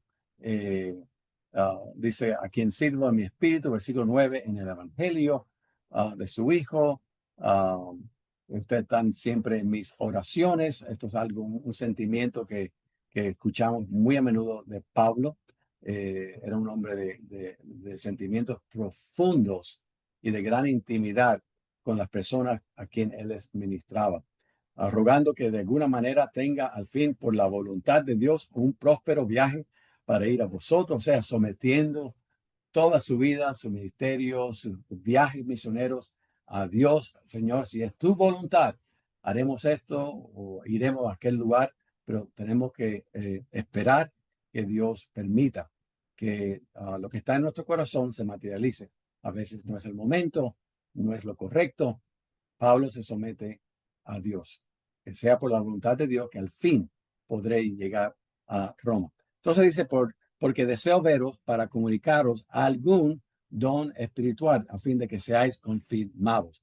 Entonces esto es interesante, ¿verdad? ¿Qué significa? Para comunicaros algún don espiritual. Iba a tener alguna magia, algún poder para darle un don que no está ni en la Biblia. No, yo creo que cuando dice para comunicaros algún don espiritual, es como escribo aquí, sed de bendición espiritual, ya que los dones son repartidos por el Espíritu Santo. Eso lo vemos en 1 Corintios 12, 7, 11 y 18. Yo creo que la idea aquí es que quiero estar contigo para ser de bendición espiritual, que después lo dice ahora en el versículo 2. Esto es, o sea, lo que quiero decir en el versículo 11 es esto, para ser mutuamente confortados. O sea, la presencia de Pablo, la enseñanza de Pablo, el amor de Pablo, ¿verdad? Estaba comunicando algún regalo espiritual, alguna bendición, y él también iba a recibir bendición de ellos. Por eso que dice, para ser mutuamente confortados por la fe que nos es común a vosotros y a mí. En este viaje a Colombia, yo sentí esta experiencia de la cual Pablo está escribiendo, ¿verdad? Vimos a algunos de nuestros estudiantes que desde el año pasado no había visto. Fuimos a iglesias y enseguida la comunión y el amor cristiano es evidente, ¿verdad? Y yo creo que ellos fueron bendecidos por nuestro ministerio. Ahí yo fui bendecido por estar con ellos y ver su rostro, su cariño por el Señor, su deseo de servir al Señor. O sea, hay un conforte mutuo que tenemos los unos con los otros. Y eso es lo correcto. No es para vanagloria, no es para mi gloria, para yo tener una distinción. Ningún pastor debe hacer o ejercitar sus dones para vanagloria, para que otros lo vean a él, sino siempre todo lo que hacemos es apuntar a Dios, ¿verdad? Y como Dios se está manifestando en mi vida y como Dios se está manifestando en su vida, y mutuamente nos estamos confortando, animando, edificando, ¿verdad? Y él dice, por la fe que nos es común a vosotros y a mí. Pero no quiero, hermano, que ignoréis que muchas veces me he propuesto ir a vosotros, pero hasta ahora he sido estorbado. Estorbado no dice por qué, pero circunstancias en su vida. También sabemos que el enemigo está activo en el mundo, resistiendo la obra misionera. Sea lo que sea, Pablo declara que había algo que estaba estorbando el ir a ver a los romanos. Y dice, para tener también entre vosotros algún fruto como entre los demás gentiles. A griegos y a no griegos, a sabios y a no sabios, soy deudor. Así que en cuanto a mí, pronto estoy a anunciaros el Evangelio, también a vosotros que estáis en Roma. O sea, el Evangelio, como escribo aquí, es buena noticia para el no creyente, al igual que para el creyente en Cristo. Porque fíjense, él está hablando a los romanos, a esta iglesia o grupo de iglesias, y ellos conocían a Jesucristo. No obstante, él dice, pronto estoy a anunciaros a ustedes el Evangelio del Señor. Entonces, esto nos dice a nosotros que el Evangelio es buena noticia para que no conoce a Cristo, enseñándole cómo pueden ser perdonados por sus pecados y reconciliados con el Padre, pero es buena noticia para nosotros porque nos afirma las enseñanzas del Evangelio, nos afirman en los propósitos que Dios tiene para nuestras vidas. Entonces él dice, le voy a predicar a ustedes el evangelio. Y eso a veces confunde a las personas, ¿verdad? Pero yo creo que está diciendo que el evangelio es útil para que no conoce a Cristo y es útil para edificar la vida de los creyentes. Porque no me avergüenzo del evangelio, ya lo leímos, porque en el evangelio la justicia de Dios se revela por la fe y para fe. O sea, es revelada por fe, la fe en Cristo, pero también para una vida de fidelidad a Dios, como está escrito, más el justo por la fe vivirá. Entonces el evangelio en Romanos, vamos a hablar de cómo la palabra evangelio se usa en el libro a los romanos. Pablo, a escribir Romanos, usa la palabra evangelio de diferentes maneras. A veces cuando él se refiere al evangelio, está enfatizando la palabra justificación. ¿Qué es justificación? Es cuando Dios nos declara, no que nos hace, sino declara que somos justos delante de Él por medio de la fe en Cristo. Esto es la salvación, lo que llamamos una salvación pasada, salvos de la penalidad del pecado, Romanos 3, 23 y 24. O sea, parte de lo que experimentamos en nuestra salvación es un acto de Dios a nuestro favor que nos salvó de la penalidad del infierno, de la separación o de la condenación. Esa es la justificación. Entonces está la santificación. Es una posición de santidad que tenemos por gracia. Y también el proceso de santificarnos o separarnos del pecado y para Dios por medio de la obra del Espíritu Santo. Esto es la salvación presente y es salvo del poder del pecado. O sea, cuando hablamos de salvación pasada, es salvación de la penalidad. No hay condenación para los que están en Cristo Jesús. La salvación en el presente tiene que ver con la santificación y es ser salvo del poder del pecado. Ya el pecado no tiene poder en su vida, al menos que nosotros nos vayamos a someter a él. Pero en Cristo algo nuevo ha pasado dentro de nosotros. Somos partícipes de la naturaleza divina, como dice 2 Pedro capítulo 1, y no tenemos que vivir o practicar el pecado. Usted escoge ahora pecar. El incrédulo no tiene ese poder interno, usted sí lo tiene. Entonces está salvo de la penalidad del pecado, es salvo del poder del pecado y por último le usa la palabra evangelio y salvación para hacer mención de una salvación que todavía no hemos experimentado y es la glorificación. Esto se refiere al último acto de liberación cuando estemos con Dios en la eternidad. Esto es salvación futura y es salvación de la presencia del pecado. Ya jamás tendremos, gloria a Dios, lidiar con la carne, lidiar con el pecado en nuestra vida. Ya el pecado no existirá. Entonces tenemos justificación, salvación de penalidad del pecado, santificación, salvación del poder del pecado y tenemos en el futuro la glorificación de nuestros cuerpos, salvo de la presencia del pecado. Entonces, esto es importante que lo enseñemos a nuestra iglesia, a los hermanos en la iglesia. Lo podemos hacer en un estudio bíblico, en un mensaje que predicamos. Entonces, los hombres carecen de la justicia de Dios. La justicia de Dios es primeramente un atributo de Dios. Dios es justo. Entonces, hablamos de la justicia de Dios, estamos hablando de sus atributos, de sus características. Dios es justo en todo lo que hace. No hay ninguna injusticia en Dios. La justicia, en segundo lugar, viene de Dios. Dios nos declara justos delante de Él. No nos hace, eso es el proceso de la santificación, pero Dios nos declara justo, inocente, sin culpa delante de Él. El hombre por naturaleza es pecador y no vive una vida justa que satisface las demandas de Dios. Entonces necesita una justicia que proviene, ofrece Dios gratuitamente. Esa fue la conversación que tuve con un taxista en Bogotá, yendo del hotel al aeropuerto, y tuvimos 30 minutos para hablar y compartir. Hablamos de muchas cosas, pero enfaticé mucho la salvación que el Señor le ofrecía a él y a su familia. Y fue una conversación muy interesante.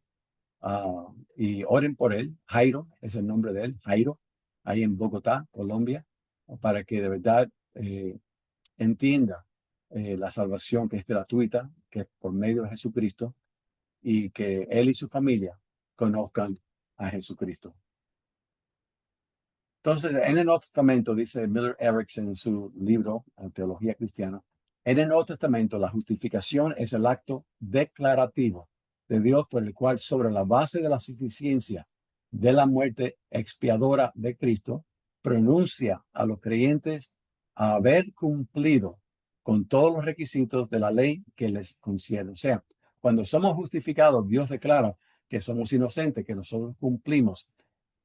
A veces en la teología se habla de la obediencia activa de Jesús, y a lo mejor vamos a hablar de eso cuando hablemos de la persona de Jesús, pero en la obediencia activa de Jesús, o sea que Jesucristo cumplió perfectamente la ley de Moisés, en esa perfección del Señor, esa obediencia activa, usted y yo también en Cristo cumplimos la ley. Y eso es lo que se refiere aquí el teólogo Erickson, que él pronuncia a los creyentes haber cumplido con todos los requisitos de la ley. Y fíjense que esto es una justificación que pasa una vez para siempre. Por eso que hay seguridad en nuestra salvación, en nuestra posición con el Señor, porque Dios ha declarado algo como verídico, como el Dios creador y el Salvador ha dicho de ti y yo que ya cumplimos la ley. Entonces es algo que Dios no puede quitar.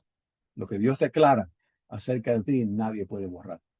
La justificación es un acto forense, o sea, judicial, viene de Dios, que imputa la justicia de Cristo al creyente. No es infundir santidad en el individuo, se trata de declarar a la persona justa como lo hace un juez al absolver al acusado. Es una bendita doctrina esta de la justificación. Después de explicar por qué el hombre está en su pecado y carece de la justicia de Dios, capítulo 1, 18 hasta el 3, 20, Pablo va a contestar la pregunta, ¿cómo puede el hombre pecador ser hecho justo ante un Dios santo? Capítulo 3, 21 al 4, 21. O sea, Pablo es muy lógico, eh, piensa como un abogado, eh, y hay una manera de proceder en cada sección, una va conectada con la otra. O sea, establece primero la culpabilidad del hombre y después nos va a dar la solución. Es lo que hace en el capítulo 3, 21 al 4, 25. Y de nuevo, la necesidad universal de justicia por parte del hombre en sí abarca un poco más. Va del capítulo 1, versículo 18 hasta el 5, 21. O sea, estamos mirando ahí la necesidad que tiene el hombre y la salvación que el Señor provee por nosotros. Y eso va hasta el capítulo 5, versículo 21. El hombre en necesidad de la justificación de Dios, porque en Romanos 1, 18 al 3, 20, en la página 86 en su libro, la puede ver ahí, 94 en inglés, habla acerca del impío que necesita salvación, el moralista que cree que es mejor que otros, el judío que siente ser privilegiado porque tiene tantas cosas que Dios les dio a los judíos que no les dio a los gentiles, y toda la humanidad. O sea, todos estamos bajo culpabilidad. El impío, el moralista, el judío y toda la humanidad. Entonces entramos en el segundo punto principal, que es el poder del Evangelio para justicia, la provisión de la justificación para toda la humanidad. Y la pregunta que contesta aquí Pablo es, ¿cómo puede el hombre pecador ser hecho justo ante un Dios santo? Y ahí habla, por ejemplo, que aparte de la ley se ha manifestado ahora la justicia de Dios. O sea, usted no va a ser justificado, declarado no culpable delante de Dios por sus obras. No importa que sean las obras de la ley, no importa si son obras caritativas, no importa si usted está dependiendo en su fidelidad a la iglesia, a la obediencia, a lo que Dios, usted piensa que Dios está exigiendo, aparte de la ley o de las obras, ahora se ha revelado o manifestado la justicia de Dios. Dice la justicia de Dios por medio de la fe en Jesucristo para todos los que creen. La palabra fe y creen tienen la misma raíz, ¿verdad? Es la misma palabra en el griego. Tener fe o creer viene siendo la misma cosa. porque no hay diferencia, o sea, no hay otro método, ¿verdad? Para que el hombre, tanto en el Antiguo Testamento como en el Nuevo Testamento, se pueda salvar. Es por medio de la fe, creer en Dios, creer algo acerca de Dios. Por cuanto todos pecaron y están destituidos de la gloria. Vamos a definir la gloria como la suma de los atributos de Dios. ¿Ok? Cuando pienses de la gloria de Dios o de la majestad de Dios o de la grandeza de Dios, me gusta usar esa definición. ¿Qué es la gloria de Dios? Es la suma de todos los atributos de Dios. Y por cuanto pecamos, estamos destituidos o separados de la gloria o la majestad de Dios, siendo, y lo repito otra vez, justificados. ¿Cómo? Tenemos que hacer algo, tenemos que portarnos bien, tenemos que cumplir los 10 mandamientos, tenemos que ir a la iglesia 4 veces por semana, tenemos que hacer obras caritativas. Bueno, hacer obras caritativas, eso es algo muy lindo, muy necesario, lo debemos hacer. Pero no somos justificados por nuestras obras. Somos justificados gratuitamente por la gracia de Dios, el don de Dios, el favor de Dios, la bondad de Dios, eh, la bondad inmerecida de Dios, mediante la redención que es en Cristo Jesús, a quien Dios puso como propiciación o satisfacción, ¿verdad? Dios demandaba perfección, o Jesús fue propicio por mí. Él dio satisfacción a las demandas de Dios. Fue mi sacrificio por medio de la fe en su sangre para manifestar su justicia a causa de haber pasado por alto en su paciencia los pecados pasados, con la mira de manifestar en este tiempo su justicia, a fin de que Él sea el justo y el que justifica al que es de la fe. Miren cuántas veces habla de la fe, de la gracia, de creer. Lo repito otra vez al final aquí en el versículo 26. No hay otra condición, mis hermanos. Cuando usted está testificando, no añada otra condición, porque la Biblia no lo manifiesta, no lo declara. Dice que es por la fe de Jesús. En el libro, el autor escribe de nuevo, el libro explica lo siguiente: estar justificado es ser judicialmente declarado libre de la culpa del pecado, porque la pena por el pecado fue pagada por Cristo, y todos decimos amén. Justo delante de Dios, porque la justicia de Cristo fue acreditada en favor del creyente cuando puso su fe en Cristo. Y me encanta esa palabra, acreditada. Se me acreditó, se me imputó, fue puesta sobre mi vida, mi cuenta, no un pecador, sino justo, justo delante de Dios. ¿Por qué? Por mi fe en Cristo, por la cual soy salvo. ¿Ok? Entonces, Romanos 4 y 5 ilustra la justificación que viene por medio de la fe. Y Pablo va a usar la vida de Abraham, y va a usar la vida de David, y va a usar la vida de Abraham. O sea, nos va a dar 3 ejemplos para ilustrar este principio de la justificación que viene por medio de la fe. El ejemplo de Abraham, porque ¿qué dice la Escritura? Creyó Abraham a Dios y le fue contado por justicia, Romanos 4:3. Mas el que no obra, sino cree en aquel que justifica al impío, su fe le es contada por justicia. La palabra contado es el griego logizomai o logizomai, dependiendo la pronunciación que usted use. Es un término usado en la contabilidad. Si usted trabaja en matemática o contabilidad, usted va a apreciar esta palabra. Es un término usado en la contabilidad para hablar de anotar cuentas. A la cuenta mía fue contada la justicia de Cristo, fue puesta sobre mi cuenta, no pecado, sino la justicia por la fe en Cristo Jesús. Dice que Abraham creyó, y esa creencia en la promesa de Dios le fue contada o anotada por justicia delante de Dios. Génesis 15:6. También nos da el ejemplo de David, como también David habla de la bienaventuranza del hombre a quien Dios atribuye justicia sin obras, diciendo: bienaventurados aquellos cuyas iniquidades son perdonadas y cuyos pecados son cubiertos. Bienaventurado el varón a quien el Señor no inculpa de pecado. Wow. Yo leo esas palabras y todavía es difícil de asimilar. Le digo, soy honesto con ustedes, que por cuanto Cristo murió por mí, cumplió la ley por mí, Dios ahora dice que yo cumplí la ley porque estoy en Cristo y que no me inculpa de pecado. Bueno, pero ¿y si hago algo malo? O si peco contra el Señor y si le soy desobediente, el Señor no inculpa de pecado al creyente. ¿Y qué si no leo mi Biblia todas las veces o a veces me desanimo o a veces dudo o a veces estoy un poco frío en mi corazón y no le soy fiel al Señor? El Señor no inculpa de pecado. El Señor no inculpa de pecado.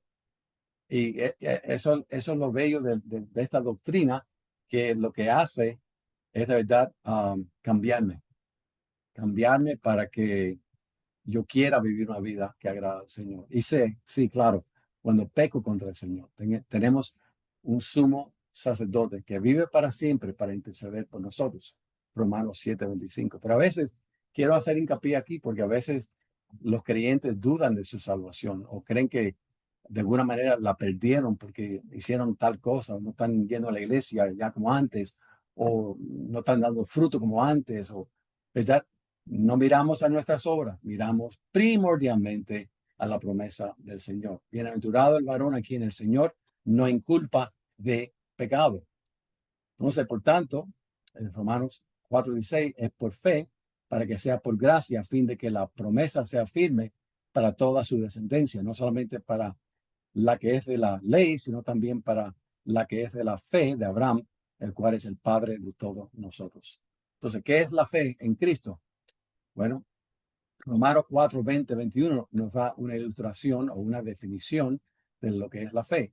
Tampoco dudó, hablando de Abraham, por incredulidad de la promesa de Dios, sino que se fortaleció en la fe, dando gloria a Dios. Ahora, aquí viene la definición de la fe. Plenamente convencido de que era también poderoso para hacer todo lo que había prometido.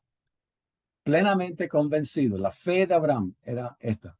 Estaba convencido en su corazón de que Dios era poderoso para hacer todo lo que había prometido. Entonces la fe es tener convencimiento en tu corazón de que lo que Dios promete, Él hará. Fe en Cristo significa tener el convencimiento de que lo que Dios promete es salvar al pecador por la fe en Cristo, es suficiente para estar en relación con Dios. Tener fe en Cristo o creer en Él o confiar en su muerte y resurrección para la justificación. Quizás usted quiera escribir esa definición o la quiere tomarle una foto a esta diapositiva o esperar hasta que se le mande mañana. Pero muchas veces no, esta no es la definición que se escucha en la iglesia o por algunos que predican, ¿verdad? Y la fe es el convencimiento, estar seguro o convencido de lo que Dios promete, Dios hará. Dios dice, por ejemplo, a Jesús en Juan 6:47, el que cree en mí tiene vida eterna. Léalo. Juan 6:47. Juan 6:47, palabra de Jesús. El que cree en mí tiene vida eterna. ¿Qué significa eso? Entonces, la fe en Jesús es la única condición para ser salvo. Dice la nueva versión internacional en Romanos 4, sino también para nosotros. Dios tomará en cuenta nuestra fe como justicia, pues creemos en aquel que levantó de entre los muertos a Jesús, nuestro Señor. Él fue entregado a la muerte por nuestros pecados y resucitó para nuestra justificación. Juan 3:36, el que cree en el Hijo tiene vida eterna. Repítelo conmigo, ahí, en alta voz, 1, 2 y 3. El que cree en el Hijo tiene vida eterna. Ahora después dice, pero el que rechaza al Hijo no sabrá lo que es esa vida, sino que permanecerá bajo el castigo de Dios. En los capítulos 6 al 8, el creyente fue liberado del poder del pecado para vivir de forma recta. Aquí ahora entra en la santificación. Usted puede leer ahí en Romanos 6, del 1 al 4. Abra ahí su Biblia, si quiere, en este momento, a Romanos capítulo 6 y subraya estas palabras. Son tres palabras claves en Romanos capítulo 6 que nos ayuda a entender por qué podemos vivir una vida santa ante Dios. claro, él va a hablar del Espíritu Santo y el rol del Espíritu Santo en el capítulo 8, pero aquí en el capítulo 6, tres palabras importantes. Primero tiene que ver con un conocimiento, o sea, saber. Romanos 6:4. O no sabéis, ¿ok? Tiene que ver, usted tiene que conocer lo que Dios hizo por nosotros. O no sabéis que todos los que hemos sido bautizados en Cristo Jesús hemos sido bautizados en su muerte. Segunda palabra, considerar. Romanos 6:11. Así también vosotros consideraos muertos al pecado, pero vivos para Dios en Cristo Jesús, Señor nuestro. Y ponga ahí al lado Gálatas 2:20, porque Romanos 6:11 tiene que ver con el principio que leemos en Gálatas 2:20, que ya no vivo yo, más vive Cristo en mí. Y lo último es una obediencia de sometimiento, de la palabra presentar. O sea, tenemos que saber algo o conocer algo, tenemos que considerar como verdadero lo que Dios dice que ha hecho en nosotros, nos ha resucitado, pero de manera práctica tenemos que ahora presentar los miembros de nuestro cuerpo. Ni tampoco presentéis vuestros miembros al pecado como instrumentos de iniquidad, sino presentaos vosotros, vengan bajo el sometimiento del Señor Jesucristo. Presentaos vosotros mismos a Dios como vivos de entre los muertos y vuestros miembros a Dios como instrumentos de justicia. Tres palabras clave que usted puede desarrollar ahí en Romanos 6, saber, considerar y presentar. En el volumen 6, vida espiritual, que ya algunos de ustedes hicieron en este ciclo de 2 años y medio, empezamos con el 6, después vamos al 1, al 2, ahora estamos en el 3, así que tienen que esperar casi 2 años para mirar este texto del volumen 6, vida espiritual. Pero si ustedes se recuerdan lo que estudiamos ahí y lo que tienen, pueden mirar en las primeras páginas de ese libro, que el autor habla acerca de tres maneras diferentes de proceder. Una tiene que ver con la persona que no conoce a Cristo y las otras dos tienen que ver con la persona que es creyente, ¿verdad? Primero está la persona natural.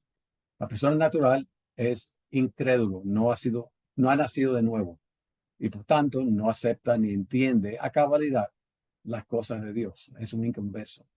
Pero entonces está el creyente y el creyente a veces puede actuar de manera carnal. Eso lo sabemos. Si usted ha sido creyente por una semana, usted entiende que a veces actuamos carnalmente o se podría ser como mundano o como las personas del mundo que no conocen a Cristo. Podemos pensar como ellos a veces, podemos tener un sentimiento, una actitud incorrecta hacia alguien, podemos caer en un pecado, ¿verdad? Entonces la persona creyente, mundana o que vive en la carne es carnal, está actuando de esta manera mundanamente. Es salvo, pero inmadura. Eso lo vemos en Hebreos 5, del 11 a 14 y también 1 Corintios capítulo 3. Y entonces está la persona espiritual, o sea, persona mundana que actúa mundanamente o vive en la carne a veces, ese es el creyente. La persona espiritual es el creyente, pero que ahora está sometido a la voluntad de Dios. Es piadoso, es salvo y está madurando en la fe. Entonces, la persona natural no conoce a Cristo. La persona que a veces actúa de manera carnal es creyente, pero no se está sometiendo a la llenura y la influencia del Espíritu Santo sobre él. La persona espiritual es el creyente que está caminando con el Señor, está dando fruto, se ve el fruto del Espíritu Santo y está sometida al Señor y está madurando. En Romanos 7, Pablo presenta la continua lucha del creyente con el pecado, porque lo que hago no lo entiendo, pues no hago lo que quiero, sino lo que aborrezco, eso hago. Pero después nos da la clave para tener victoria sobre el pecado por medio del Espíritu Santo en el capítulo 8. Me encanta esta ilustración. Dice un joven al pastor sagaz y maduro, le pregunta, ¿te enteraste del pecado de fulano? Y el pastor le contesta, no, estoy muy ocupado corrigiendo los míos. Y me encanta, porque yo creo que a la medida que usted y yo vayamos creciendo en santidad, conociendo más al Señor e intimándonos más con el Señor, más nos damos cuenta de nuestros pecados. De verdad lo digo con toda sinceridad. Al ir creciendo en el Señor y madurando, más nos damos cuenta en el sentido práctico de la santificación, cuánto nos falta todavía de madurar y de ser como nuestro modelo, que es Jesucristo. Así que no venga y me hables del pecado de otra persona, porque somos grandes pecadores. Usted lo es y yo también lo soy. Si usted se compara a la santidad de Jesús, usted y yo somos grandes pecadores, en gran necesidad de la misericordia y de la gracia de Dios cada día. Pero entonces, después de Romanos 8:1, yo sé que se nos acaba el tiempo. Dice, ahora pues ninguna condenación hay para los que están en Cristo Jesús, los que no andan conforme a la carne, sino conforme al Espíritu. Esta es una sección muy bonita, pero ya se nos va el tiempo, hermanos. La carne y la nueva naturaleza. Vamos entonces a enviarle mañana todas las diapositivas. Sí quiero concluir con este concepto que hace poco estoy usando en mis predicaciones y lo usé bastante ahora en Colombia con los pastores. Y es lo que le estoy llamando la cadena de 5 pasos. Quizás alguien me puede dar un mejor título, pero cuando hablamos de la cadena de 5 pasos, estamos diciendo, porque el seminario, como cualquier seminario bíblico, quiere animar a los estudiantes a que estudien la Biblia, pero no estudiamos la Biblia para simplemente satisfacer nuestra curiosidad o para tener cabezas grandes, infladas de tanto conocimiento que tenemos que usted no tiene, ¿verdad? Esa no es la idea. Cuando estudiamos la Biblia, hacemos hincapié de que usted tome estos 2 años y medio para reservar este periodo de tiempo que va a pasar, sea que usted esté en el ministerio del seminario o no, va a pasar el tiempo. Usted al final sabrá lo que sabe ahora, pero en el tiempo de 2 años y medio, wow, los conocimientos que usted va a recibir sobre la persona de Dios, la revelación de Dios va a ser admirable y usted va a crecer. Pero estudiamos la Biblia por una razón. Estudiamos la Biblia porque cuando estudiamos la palabra de Dios con toda sinceridad de nuestro corazón, algo sucede. Llegamos a conocer mejor a Dios. No hay manera, ¿verdad?, de que esto no sea el resultado de un estudio de la palabra de Dios sincero y humilde. Cuando estudiamos más la palabra de Dios, llegamos a conocer mejor a Dios. Y lo que pasa en tu vida, lo que pasa en tu alma, lo que pasa en tu espíritu, cuando tú comienzas a conocer mejor a Dios, tú vas entonces a amar mejor a Dios. Vas a amar a más profundidad a Dios. Que queremos que ese sea la meta, amar a Dios con toda nuestra fuerza, con todo nuestro corazón, con toda nuestra alma, ¿verdad? Como dice Mateo 22, 27 al 39, estudiamos la Biblia porque queremos conocer mejor a Dios. Pero cuando voy conociendo mejor a Dios, algo sucede a mi corazón. Mi corazón se convierte a ponerse más tierno hacia Dios. Es como, piensa cuando usted conoció a su esposa, eran novios, ¿verdad? Y fueron conociéndolos más y más y más, se fueron intimando más, ¿verdad? Y ya usted quería estar con esa persona, hacer las cosas que le agradan. Eso es lo que sucede. Estudiamos la escritura, llegamos a conocer mejor los atributos, la revelación de Dios, los propósitos y los caminos de Dios. Algo sucede, el Espíritu Santo comienza a cambiar mis sentimientos, mis afecciones por Dios. Y después hay 2 pasos más. Una vez que tú comienzas a amar y profundizar tu amor para Dios, tú comienzas a obedecer a Dios. Dios te ha cambiado, Dios te ha revelado cosas en tu vida, Dios ha hecho grandes cosas en tu vida y cómo no entonces responder a Él en obediencia. ¿Ven la secuencia? Estudiamos la Biblia para conocer mejor a Dios. Cuando conocemos mejor a Dios, amamos más a Dios. Cuando amamos a Dios más, tú vas a obedecer a Dios. Y cuando tú obedeces a Dios, wow, estás en la mano de Dios para que Dios pueda cumplir su propósito para su vida. Oh, increíble, qué lindo, ¿verdad? Estudiamos, conocemos mejor a Dios, amamos más a Dios, le obedecemos y Dios cumple lo que Él quiere hacer en tu vida. Eso para mí es increíble, ese proceso que vemos en las Escrituras, ¿verdad? Así que cuando llegas al capítulo 12 de Romanos, ese es el punto que Pablo va a tocar en tu vida y en la vida mía.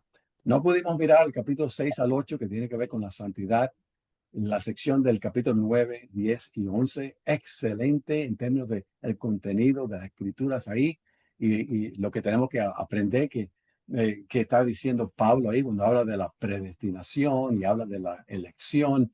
Ahí miramos los contrastes de posiciones teológicas ahí en esa sección. De todas maneras, se le va a mandar todas estas diapositivas en el día de mañana. Ya usted con su tiempo puede regresar en un futuro que quiera hacer otros estudios también, ¿ok? Así con eso vamos ahora a concluir. Perdona que nos fuimos un poco en esta noche. Bien, hermanos, si tienen alguna pregunta o comentario, este es el momento para hacerlo. Pregunta, comentarios. Bendiciones, mi pastor Roger. Gracias por su enseñanza. Excelente. Gracias, mi hermano Pastor Walter. Que Dios le bendiga allá en Ecuador. ¿Tiene alguien más que tenga alguna pregunta o comentario que quiera hacer? Yo creo que cuando lean las diapositivas y los comentarios y las explicaciones, eso le va a ayudar mucho más con el libro de a los romanos. Hermano Lisandro, un cariño grande a usted y a su esposa allá en Colombia. Se le quiere mucho. Bendiciones, hermano. Bien, ¿alguien más? ¿Nadie? ¿Qué cosa? Nadie tiene preguntas en esta noche. Muy bien. Si tienen preguntas Dios le que bendiga, surjan, pastor. Dios le bendiga de manera especial. gracias, Cesarín, de hermano. República Dominicana. Bendiciones, hermano. Bendiciones, gracias. Si tienen alguna pregunta al considerar las diapositivas, la pueden enviar y yo le digo al pastor Marley que la conteste todo. Así que, hermano, el lunes que viene vamos a estudiar otra epístola tremenda, pero más pequeña, que es la epístola a los Efesios. No va a ser en vivo, la vamos a grabar este miércoles y se la vamos a mandar el lunes que viene. El enlace a YouTube. No dejen de verla la semana que viene. Cualquier día de la semana que viene la pueden ver. Y el 28 de julio estaremos estudiando primera y segunda Tesalonicenses. ¿Ok? Vamos a orar. Aquí no dice nada de ese. Señor, gracias en esta noche porque nos da ese privilegio a nosotros, todos los docentes del seminario, de enseñar cada semana el libro, los libros de tu palabra, Señor, que son de tanta bendición para nosotros. Confesamos cuánto necesitamos de ti, de tu espíritu, para que nos ayude a continuar en nuestros estudios, entendiendo mejor tu palabra. No queremos ofender a nadie con una posición que tomemos, Señor. Queremos edificar a tu pueblo. Esa es nuestra intención. Y al final queremos que tú encuentres en nosotros un corazón tocado por tu espíritu, un corazón noble, un corazón humilde que desea hacer tu voluntad, Señor. Así que gracias por esta epístola a los romanos, que sea de bendición a los pastores y a los líderes, a los miembros, Señor, de las iglesias. Señor, hay tanto en tu palabra que ni 5 vidas sería suficiente para nosotros cubrir toda la palabra de Dios y mirar las riquezas que se encuentran. Pero, Señor, que cada pastor que predica cada domingo, cada hermano que tiene responsabilidad de predicar o de dar estudio, que tú les bendigas ricamente cuando ellos pasen tiempo en las escrituras, Señor. Así que gracias por el privilegio, Padre. Te amamos, Señor, te bendecimos. En el nombre de Jesucristo oramos. Amén y amén. Que Dios le bendiga a mis hermanos. Amén. Hermano Roger, un detallito. Diga. Por favor, si van a subir las diapositivas o los videos o algo, por favor, fíjenlo para uno poder verlo, porque yo no lo veo nunca. No Usted no sé si tiene acceso. se pierde entre tantos mensajes de WhatsApp o qué, pero no los veo. Bueno, recuerden de que mañana el primer WhatsApp que usted va a recibir del seminario va a ser un mensaje de la hermana Getsi y va a ser el enlace para la clase de esta noche y la diapositiva. Así que estén buscando el primer mensaje que entra del seminario y esa es la grabación. Así que, y si usted quiere, el momento que lo reciba, si lo puede abrir en ese momento para que lo vea y vea que sí, lo recibió, entonces eso sería bueno. Si no lo recibe mañana, déjanos saber y haremos todo lo posible para que usted reciba el enlace y la diapositiva. ¿Okay? Bien, hermano, que Dios la bendiga, pasen una buena noche. Gracias, Dios Y bendiga más. nos veremos otra vez Gracias, el lunes. pastor. La clase Hermano pregrabada. Roger, bendiciones desde acá Bendiciones. el Chocó. Bendiciones, Edison. Que Dios la bendiga. Bendiciones, mi Gracias, mi hermano. hermano. Ok. Disfruté saber que estuvo en Bogotá. Claro, me encantó el viaje ahí en Bogotá, Ibagué, Fusagasugá, Giredor, toda esa parte ahí, Soacha, fue tremendo todo. Así que Estoy orándole al Señor para que lleguen hasta Medellín. Bueno, ahí estaremos en octubre, con favor de Dios, en Medellín, octubre Bueno, de este año. muchas gracias, ¿Ok? mi hermano. Bendiciones. Ok. Bendiciones. Buenas noches a todos. Gracias a usted.